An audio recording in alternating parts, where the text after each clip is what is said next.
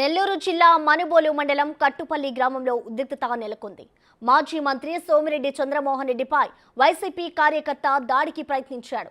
గడ్డపారతో వెంకటయ్య అనే వ్యక్తి దాడికి ప్రయత్నించాడు. స్థానికులు అడ్డుకోవడంతో సోమిరెడ్డి బయటపడ్డారు.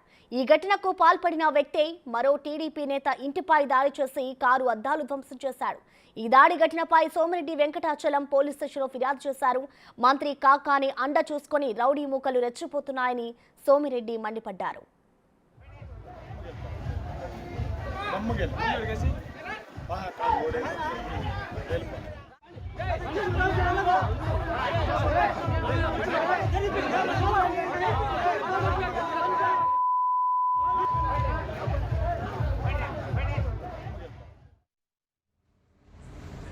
ఈరోజు బాబు షూరిటీ భవిష్యత్ గ్యారంటీ ప్రోగ్రాంలో మనుబోలు మండలం కట్టుపల్లి విలేజ్ పోయినాం.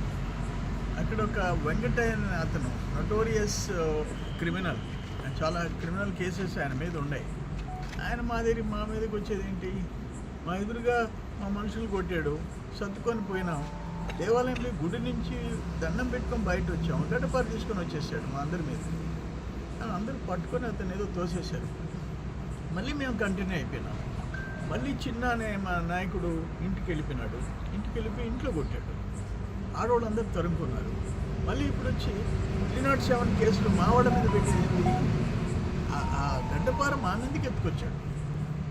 ఏమన్నా ఒక్కరికి తగిలింటే ప్రాణాలు పోయింది. లేదు, ఈ జనం అతన్ని పట్టుకున్నప్పుడు కొట్టి ఆ గడ్డపారతో కొట్టి ఉంటే ప్రాణాలు పోయింది. దానికి అతను దాడి చేసి మా వాళ్ళ మీద కేసులు పెట్టించేది ఏంటి? దురదృష్టం. మంత్రి చేసే ఆగడాలు ఆ ఊర్లో అందరికీ తెలుసు. వైసీపీ నాయకులు చెప్పారంటే కరెక్ట్ కాదు, వాడు రాత్రి నుంచి రౌడీజం చేస్తున్నాడు, అతను చెప్పినట్టు వినబాకండి అని చెప్పారు.